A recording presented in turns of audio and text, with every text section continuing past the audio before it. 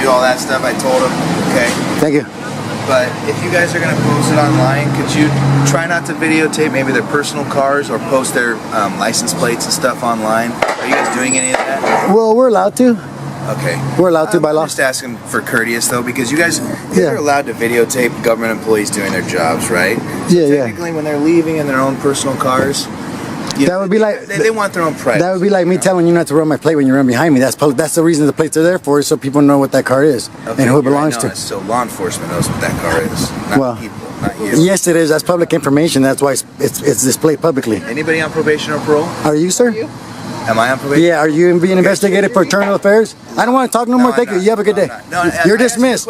You're dismissed, sir. You're dismissed. Thank you. You have a good day. You're dismissed. In the opening scene, the narrator sets the tone by explaining how easy it can be to deal with tyrant officers if you truly understand your rights. The speaker reminds viewers to engage by commenting, liking, and sharing, showing that education and awareness are key tools against unlawful police behavior. This establishes the moral ground of the video, the citizen's right to record and challenge authority peacefully. The interaction quickly becomes tense when an officer politely asks not to film personal vehicles. The cameraman asserts his legal right to film anything in public, including license plates. This exchange perfectly highlights the power struggle between citizen awareness and the officer's discomfort with accountability. It shows that when you remain calm and informed, even authority figures hesitate to overstep. Yes, sir. Thank you. Have a good day. You don't dismiss me. You're going to leave before we do. You're not going to get ID, so goodbye, sir. Are you on probation? Goodbye, sir. California Penal Code 148.G. You're dismissed. You're being rude. Goodbye, sir. Are you on probation? Goodbye, sir. Are you on probation? Goodbye, sir. We don't answer personal questions to men with guns. Thank you. Okay. Can I get one of your names? No. Can I get your name, ma'am, please? What's your address? What's your name and address? What's your social? My name's right here. No, your address. I asked for your address. That's what you're trying to get, though. Come in. No, I'm just. You have a good day, so you're dismissed. Sure How does that change anything? You're still dismissed. Because if you're on probation or parole, then I have a right to. I think you're on probation or parole. By the way you're acting, I think you're probably been investigated. There's complaints against you? Yes, sir. I do not. For violating people's rights and asking them for information when lawfully you don't have the right to. Check on that. Yeah, Deputy S. Harder. Yeah. What's your serial number or badge number? My badge number is 8. The discussion continues. One officer appeals for courtesy, asking not to record their private cars. The citizen replies firmly that courtesy does not override constitutional rights. This moment exposes a common tactic. Officers often appeal to emotion when the law doesn't support them. By comparing it to police running citizens' plates, the auditor flips the logic, reminding everyone that laws are written for equal accountability. The citizen's confidence visibly unsettles the officer, showing how rare it is for the public to understand the boundaries of power. This part brilliantly illustrates how politeness can mask attempts to control lawful behavior, and why standing firm without hostility is so effective. 15.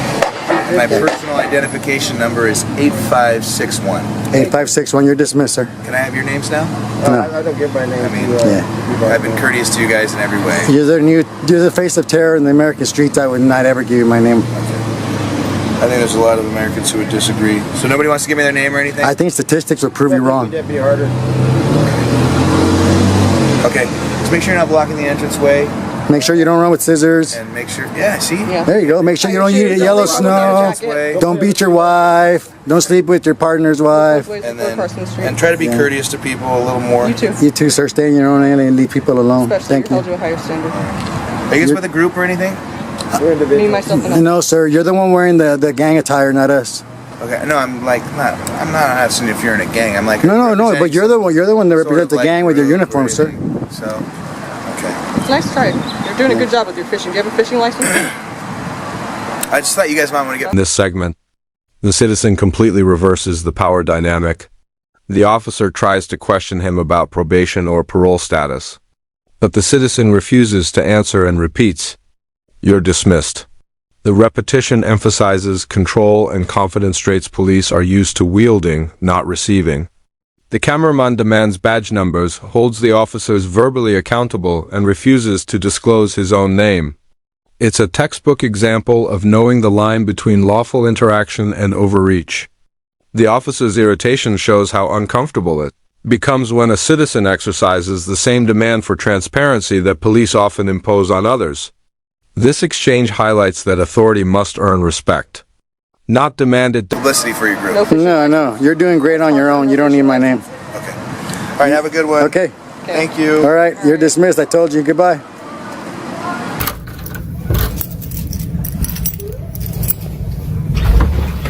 Nathan? She just needs to make sure all this is in place. Basically, Does she have a court order? basically, because there is an open case, an open investigation, the kids are still kind of under their That has nothing to do with me. Sir, It doesn't have anything to do with us. If it does, show paper. sir, She could go across the street. she just needs to check the kids, where the kids are living. That No, kind of she stuff. doesn't. Yes, that she does. That's what she Or, does. does she have a court order?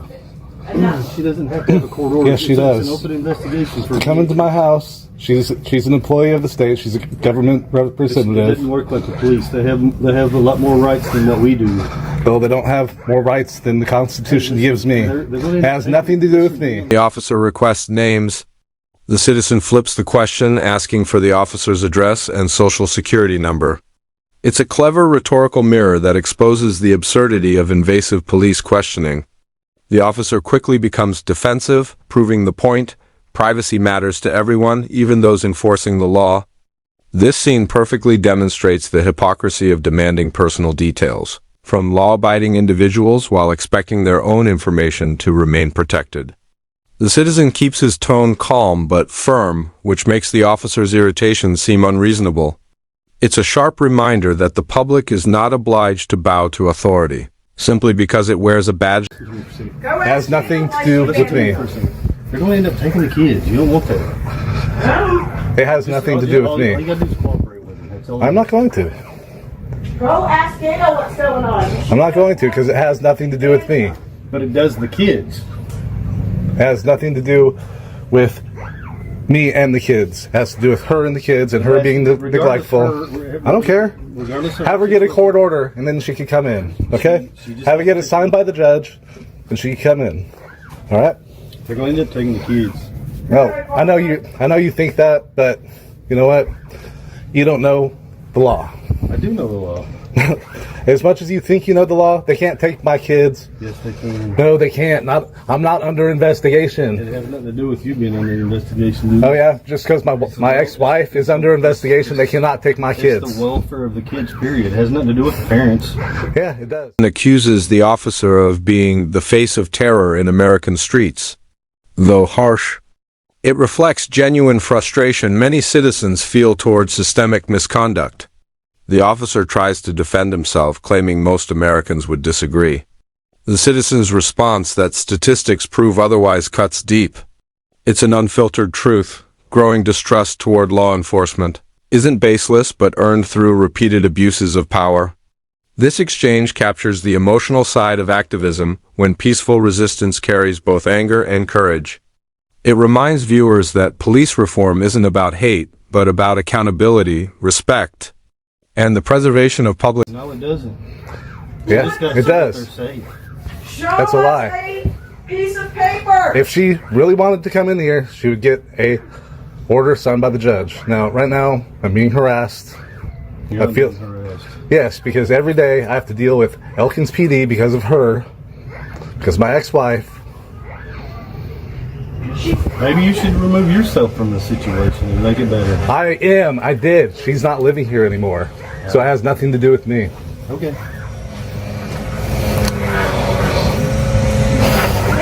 And last time she was here, I was threatened with arrest because I took him to Taco Bell, which is bullshit.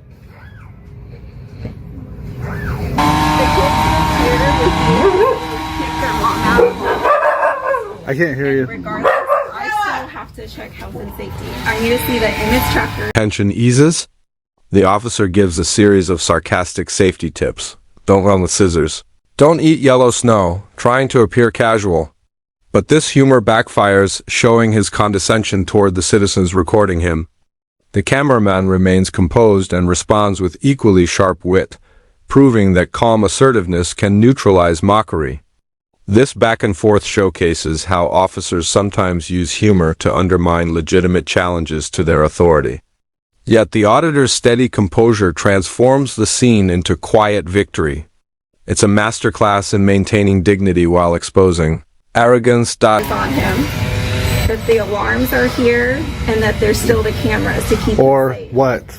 Well, there's an open protective services case, and the children are listed as the victims, so I will file the 30-day, and then we will be in front of a judge. So it's your... Okay, we'll go in front of the judge. Okay, I'll see you at court. All right. Thank you.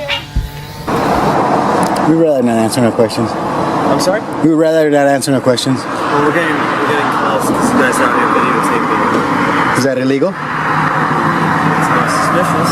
Officer 4, batch 224. It's not on here. Thank you for being polite. Yeah. So we're getting calls because people get nervous when people are out here videotaping or whatever. We're just doing a little story. The story? Yeah. If I could just get your IDs and I can get out of here and just say that you guys... No, we didn't commit no crime. We know the law, so. What's the law? We haven't committed a crime. Why would we need to ID ourselves? If somebody calls here and says you give me... The story shifts dramatically to a domestic case where a social worker and police argue about entering a man's home. The man insists they need a court order before stepping inside, while officials claim their open investigation grants them access. His refusal is firm but lawful, rooted in constitutional rights against unwarranted search. This scene powerfully contrasts ordinary citizens' struggles against state intrusion. The man's insistence on due process, "Show me a judge's signature," is a brave stand for legal principle. It portrays how easily state agencies misuse authority under the guise of child welfare, and why knowing the law is essential to protecting one's family. Suspicious?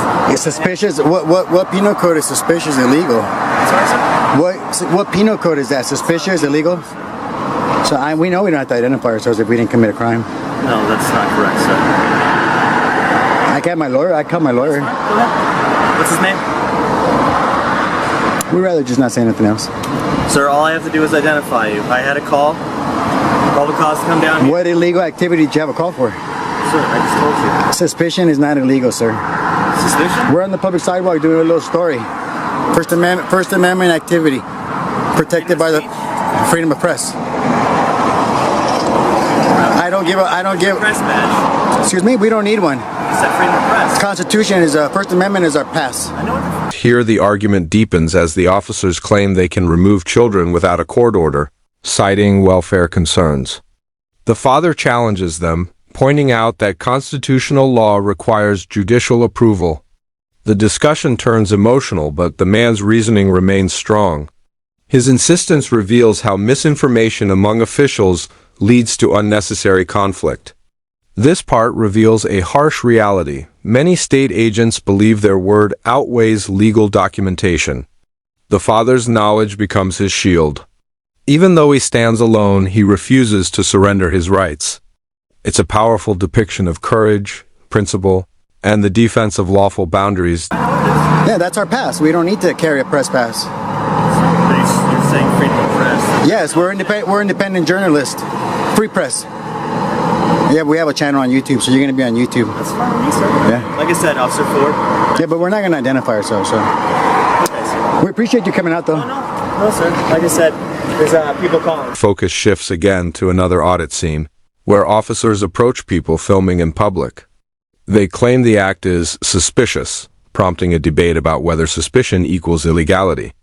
The auditors calmly explain that suspicion is not a crime, and that they are engaged in a protected First Amendment activity recording in public. This exchange demonstrates the fundamental misunderstanding many officers have about free press and public photography. The citizens remain polite but resolute, turning what could have been an intimidation attempt into an educational encounter. It shows that composure and legal knowledge can diffuse confrontation better than aggression.